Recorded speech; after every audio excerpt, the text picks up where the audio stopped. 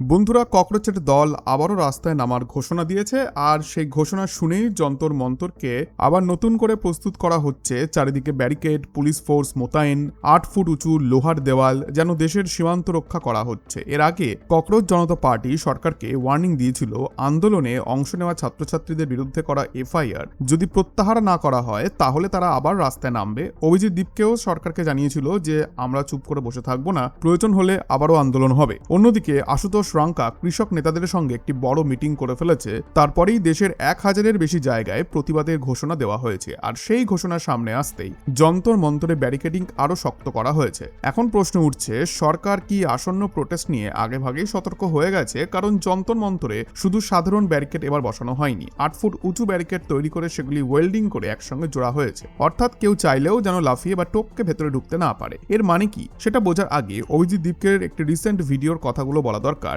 আন্দোলনের সময় ছাত্রছাত্রীদের ওপর এফআইআর হওয়া নিয়ে সে নিজে কি বলল। সে বলল, প্রধানমন্ত্রী নরেন্দ্র মোদীকে গালাগালি করলে যদি এফআইআর হয় তাহলে বিজেপি আইটি সেলের সেই সমস্ত লোকের বিরুদ্ধেও এফআইআর হওয়া উচিত যারা প্রতিদিন মহিলাদের গালাগালি দিচ্ছে, অপমান করছে এবং নোংরা ভাষায় আক্রমণ করছে। আইন যদি সবার জন্য সমান হয় তাহলে একদিকে এফআইআর আর অন্যদিকে চোখ বন্ধ, এটা চলতে পারে না। এটা ছিল অভিজিৎ দীপকের বক্তব্য।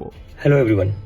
मैंने अभी देखा कि एक लड़की के ऊपर गाली देने के लिए केस किया गया है। तो एक बात तो ये है कि अगर आप केस कर रहे हो गाली देने के लिए तो उन बीजेपी के आईटी सेल पर कब केस किए जाएंगे जो इतने सालों से लड़कियों को गंदी गंदी गालियां ऑनलाइन दे रहे थे, क्या क्या शब्द इस्तेमाल नहीं कर रहे थे वो लड़कियों के लिए, कहीं से भी वो इज्जत नहीं कर रहे थे लड़कियों की। और वो लोग प्राउडली अपने बायो में लिखते थे फॉलोड बाय पीएम मोदी। ऐसे लोगों ने लड़कियों को गंदी गंदी गालियां दी है, उनके ऊपर केस कब होंगे? यूपी के जो सीएम है योगी आदित्यनाथ, उनका एक वीडियो भी आया था जहाँ पर কিন্তু এখানে এত কিছু করার পরেও সে কিভাবে সরকারকে দোষারোপ করতে পারে? এমনকি মোদিজি নিজেও বাচ্চাদেরকে ক্ষমা করে দিয়েছে। সেখানে এখন যদি জেনজিরায় নিজের পায়ে নিজে কুরুল মারে, নিজের ভবিষ্যৎকে নষ্ট করে, সেখানে সরকার কি করবে? যন্তর মন্তরের প্রোটেস্টের সময় 15 বছরের একটি মেয়ে, বলা হচ্ছে 15 বছর, সেই রুচিকা গালাগালি করেছিল। এরপর তার বিরুদ্ধে এফআইআর দায়ের হয় এবং শেষ পর্যন্ত তাকে ক্ষমাও চাইতে হয়। তারপর নরেন্দ্র মোদীও একটি রিল বানিয়ে জানিয়ে দেন তিনি শিশুদেরকে ক্ষমা করে দিয়েছেন। কিন্তু এই মেয়েটিকে নিয়ে অনেকে অনেক রকম কথা বলছে যে দুটো মেয়ে আলাদা, অর্থাৎ যে গালি দিয়েছিল আর যে ক্ষমা চাইছে সেই দুটি মেয়ে আলাদা। বরং গালি যে দিয়েছিল তার বয়স 25 বছর আর যে ক্ষমা চাইছে তার বয়স 15 বছর। কিন্তু এবার আসা যাক একটি আসল বিষয়, সেটা হচ্ছে প্রোটেস্ট। ককরোচ জনতা পার্টির প্রোটেস্ট 3টি শর্তের ভিত্তিতে শেষ হয়েছিল। প্রথম শর্ত ছিল ধর্মেন্দ্র প্রধানের ইস্তফা। দ্বিতীয় শর্ত ছিল আন্দোলনের সময় দেশের বিভিন্ন জায়গায় ছাত্রছাত্রীদের বিরুদ্ধে করা এফআইআর প্রত্যাহার করতে হবে।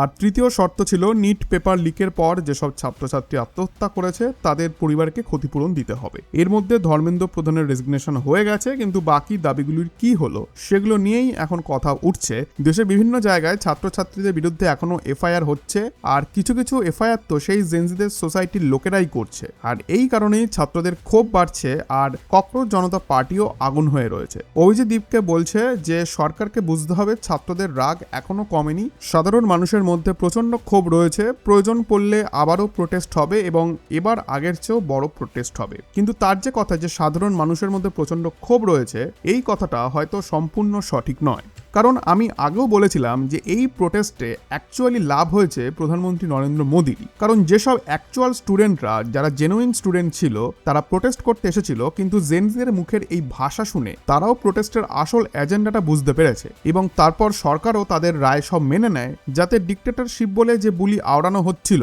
সেটা কমপ্লিটলি রিজেক্ট হয়ে যায়। তাই প্রোটেস্টের পর সাধারণ মানুষ আরো বেশি নরেন্দ্র মোদীর সাইডে হয়ে গেছে।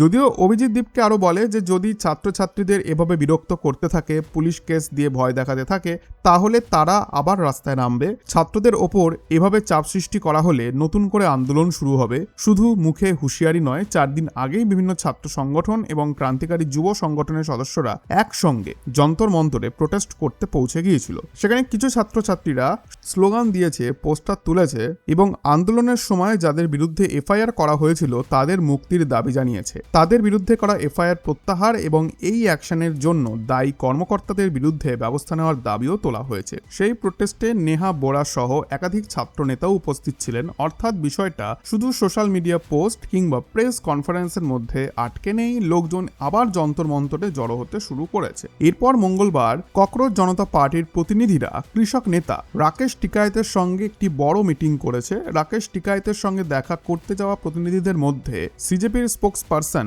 আশুতোষ রাঙ্কাও উপস্থিত ছিল। সে বলছে তাদের আশা আসা ছাত্র, যুবক এবং কৃষকেরা একসঙ্গে নরেন্দ্র মোদীর নেতৃত্বাধীন সরকারকে চারিদিক থেকে ঘিরে ফেলবে। এই মিটিং আর হুঁশিয়ারির পরই যন্তর মন্তরে ওয়েল্ডিং শুরু হয়ে গেছে।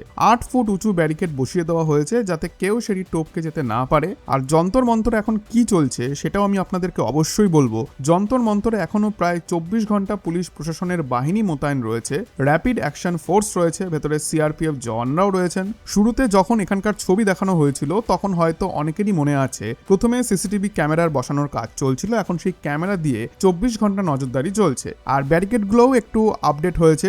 আগে এখানে যে ব্যারিকেড ছিল ছাত্ররা চাইলে সেগুলিকে টপকে যেতে পারত, আন্দোলনের জায়গা থেকে বাইরে বেরোতে হলেও কোনোভাবে ব্যারিকেড ধরে বা পাশ কাটিয়ে বেরিয়ে যাওয়া যেত, কিন্তু এখন সেই সুযোগ নেই। ব্যারিকেড প্রায় 8 ফুট উঁচু করে দেওয়া হয়েছে, আর চেষ্টা করলেও ব্যারিকেডের অর্ধেক উচ্চতাতেও পৌঁছানো যাবে না, আর সেটার উপর দিয়ে টপকে যাওয়া বা লাফ দেওয়া তো অসম্ভব। আর এটা শুধু প্রথম লেয়ারের ব্যারিকেড, তারপর ভেতরের দ্বিতীয় লেয়ারও আবার 8 ফুট উঁচু ব্যারিকেড। এছাড়া শুরুতেই 5 ফুট উচ্চতার ছোট ছোট ব্যারিকেড রয়েছে, কোথাও ওয়েল্ডিং চলছে, কোথাও ডেন্টিং পেইন্টিং চলছে, সেই রং এখনো শোকায়নি। প্রশাসনের গাড়িও সেখানে 24 ঘন্টা দাঁড়িয়ে নজরদারি করছে, যদিও 36 দিন আগে যখন আন্দোলন চলছিল তখনও একইভাবে প্রশাসনের গাড়ি দিনরাত সেখানে মোতায়েন ছিল। ছাত্রছাত্রীরা কোথায় যাচ্ছে, কি করছে, কার সঙ্গে কথা বলছে সবকিছুর ওপর নজর রাখা হয়েছিল।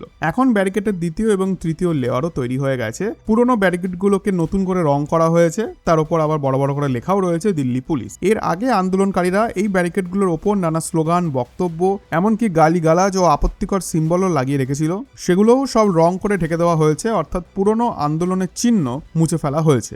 আর শুধু যন্তর মন্তরের আশেপাশের ব্যারিকেড নয়, সেখানে কাজ করা লোকজন জানিয়েছেন গোটা দিল্লির বিভিন্ন জায়গা থেকে অতিরিক্ত ব্যারিকেড এনে এখানে জড়ো করা হয়েছে। প্রথমে এন্ট্রি, তারপর চেকিং গেট, সেখানে ঢোকার আগেই তল্লাশি, কোনো ক্ষেত্রে তার আগেও চেকিং হচ্ছে, তারপর সামনে তাকালে শুধু ব্যারিকেড আর ব্যারিকেড। কতগুলি ব্যারিকেড রাখা হয়েছে তা গুনেও শেষ করা যাবে না। একটার পর একটা লেয়ার তৈরি করে সামনে পর্যন্ত রাস্তা আটকে দেওয়া হয়েছে, সেখানেই প্রশাসনের বাহিনী মোতায়েন রয়েছে। র্যাপিড অ্যাকশন ফোর্সের গুরুত্বপূর্ণ টিম দাঁড়িয়ে রয়েছে।